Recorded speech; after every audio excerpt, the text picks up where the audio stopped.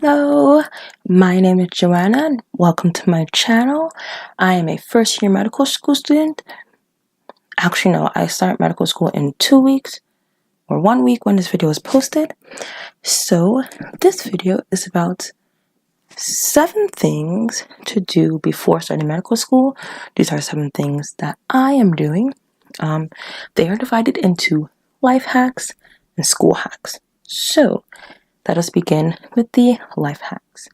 Number 1 is to start a wellness routine or to get into a self-care habit, right? So what does this look like? That means to think about diet and exercise. What days a week do you want to exercise? What time do you want to exercise? How will that fit into your school schedule? Start those things. Like I started that. What else is there?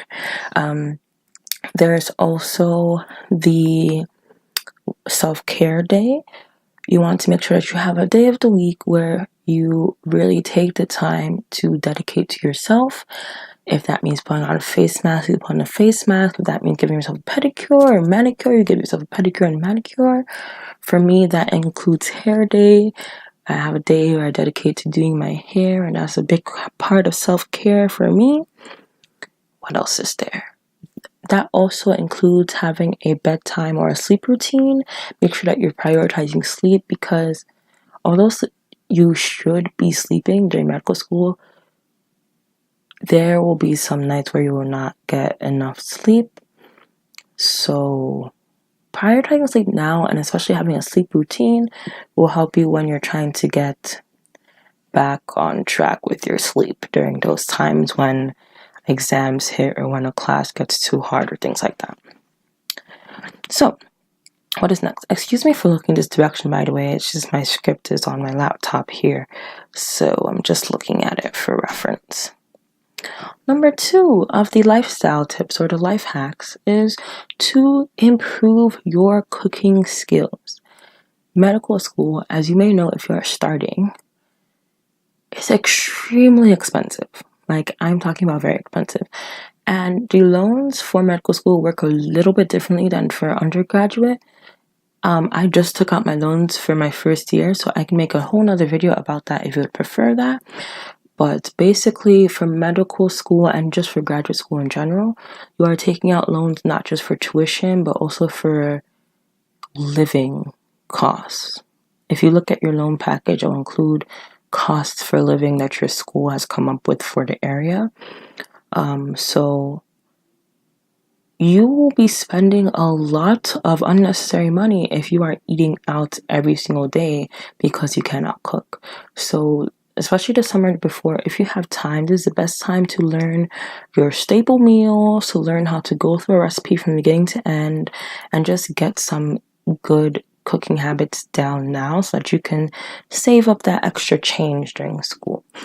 I am Nigerian, and so what that looked like for me was perfecting my egusi soup and perfecting my okra soup and learning how to make learning how to make a nice jollof.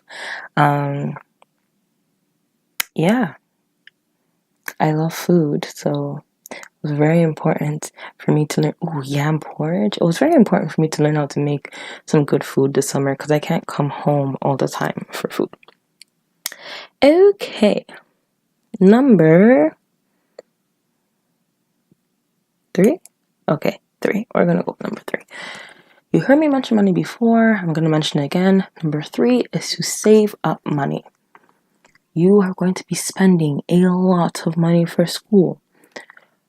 So instead of taking out all of the money from loans, what you can do, especially if you have a good job and you don't have to pay bills because you're living with your parents and you're not having to pay all these things, save money. If you have no other obligation but to work, save like 56% of each paycheck during the summer before medical school, so you have a cushion to go to school with. If not, if you're an independent person, I know that a lot of people that go into medical school are adults with jobs, with kids, with marriages, with bills. If you can't save as much as you would like, that is fine too, but save something. Even if it's the coins from every dollar you break, save something so that instead of taking out all the living expense money, you have some in your back pocket so you can, not take out as much money. But the flip side to that is that medical school is an investment in yourself, an investment in the world, because you're going to become the best doctor ever. You're going to serve humanity, right? So that means that you have to make sure you're taking enough money out in your loan if you don't have money saved to make sure that you are comfortable and you are able to learn. Okay, so make sure that if you do not have money saved, don't be afraid to take out the loans, because at the end of the day, as a doctor, you're going to be able to pay it back. So you don't want to put yourself in a situation where you can't learn well just because you're trying to save money, if that makes sense, right? So if you live 2 hours away from your school, don't commute. Take out that money and move closer to school. What's another situation? I don't know, but if you need to take out money and go to school. All right. Number 4. Build your professional wardrobe. As medical school students, we are young professionals, right? We are getting ready to go into the professional world, and medicine, of most of the other career paths and professions that I know about, is a bit more on the conservative side. So you're not gonna be wearing a tapered leg, hot pink suit to go and see patients. We're not there yet, okay? So here are some tips for professional wardrobe for the ladies. I feel like for men it's a bit easier to know what to wear and what not to wear. So for the guys out there, I'll let you figure it out. I don't have a brother or anything. I mean, I have a dad, but he wears suits all the time. So I guess for the guys, wear suits all the time. I don't know. But for the ladies, you need a nice pair of flats. You also need a nice pair of 1 to 2 inch heels, no more than that, because you do not want to be falling around the hospital. That's not cute. 1 to 2 inch. Also for interviews and for things like that, for meetings, for conferences, for all that stuff, you do not want high heels. You're going to be falling everywhere. That's not cute. 1 to 2 inch heels. Then you also want a nice fitted skirt that is knee length or an inch above knee length, nothing shorter.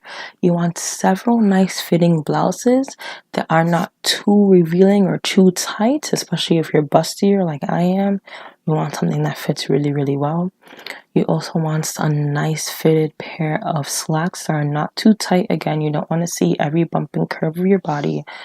Nice fitted slacks.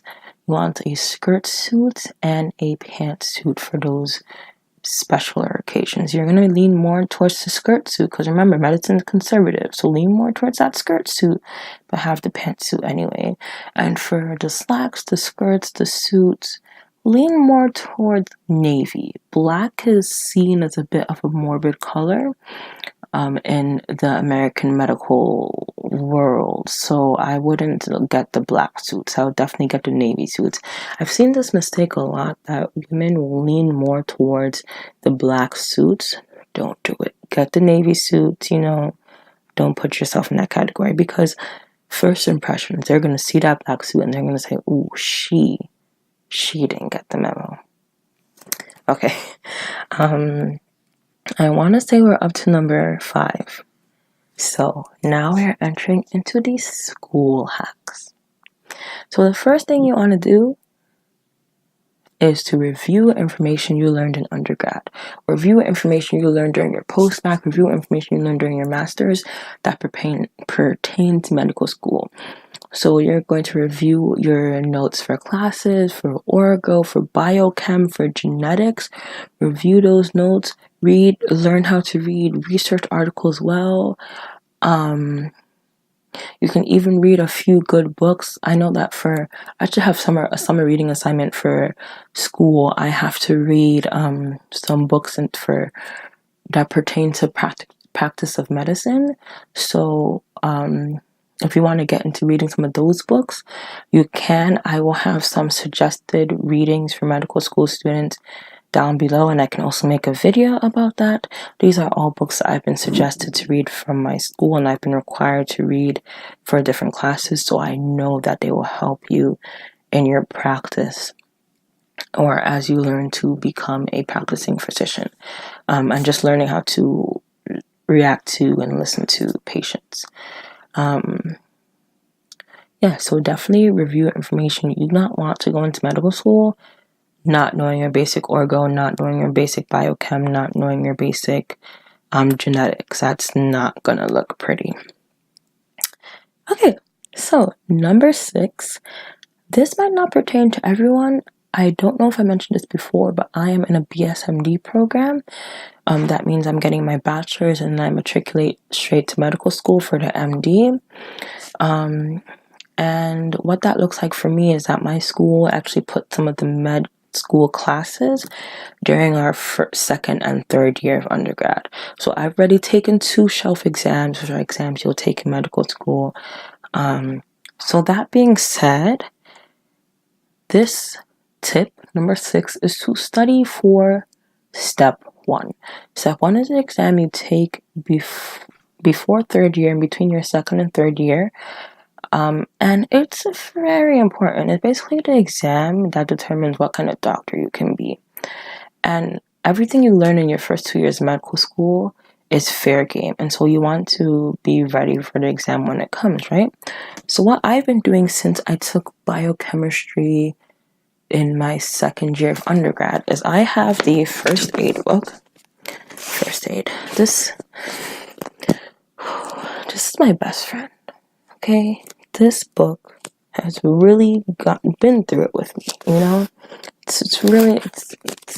So I got this when I took my biochemistry shelf. I used it because my third year of undergrad, we took a course called Fundamentals of Organ Systems because our medical school is organ system based. So it was basically like a first year medical school like course. This book got me through it. Basically, whatever I learn in class, I will annotate this book so that all my study material, when I get to step 1, is in one place for me to review. It has all these things. Inside is really pretty. It's really highlighted and everything. I mean, not every section because I haven't learned everything yet, but yes. I am not taking step 1 until 2019, so I'll probably get a newer version of the book before then. But right now, this book, if you want to get it before you start year 1, I recommend it. A lot of people that I know will annotate this book during their first and second year of medical school, so they have all their notes when they study for step 1. I'm doing that. You don't have to do that. I know some people who didn't do that and still did well, but I just feel like for my sanity, this is the best method for me. So yes, studying for step 1. And now the last and the final tip is to set your academic goals.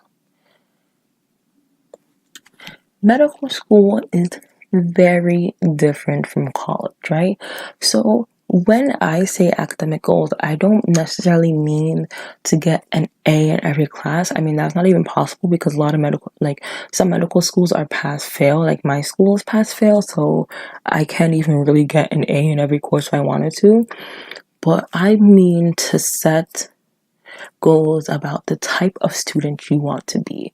Reflect on your previous degrees and your previous learning experience and figure out what worked and what didn't work. So I know that for me, I didn't do as well as I would have liked. I mean, I still graduated from undergrad with honors, but I didn't do as well as I would have if I had studied every day. I didn't do that, but I should have. I didn't study every day. And I also... what didn't I do? I didn't manage my time properly. I didn't do review questions as much as I should have, which is weird. Like, we had so many review books, I just didn't do questions. That was weird. But so for me, I took those things and I said that, okay, here are the goals I want to set for medical school. This is my class time. I normally have classes from 9 to 10, or I will have classes from 9 to 10. And then 3 afternoons of the 5-day a week, I'll have more classes from 1 to 4, right? So on those days where I have class from 1 to 4, I will study right after class from 4:30 to 6:30 before I do anything. I'll review notes, I'll review anything that confused me during the lecture. I will kind of look between what I read in the textbook and what I read in the lecture and things like that. And then the days when I do not have that class after my 9 to 12, I will study from 12:30 till 3:30, right? So that's a goal of mine, to make sure I study for 2 or so hours immediately after lecture so I can review notes and figure out immediately what I don't understand from lecture, because I will forget and I will not remember until right before the test, and then I will panic. That happens all the time to me. So that's my first goal. My second goal is to pre-read, because that was something that I should have done in my undergrad, especially because I had more time to pre-read.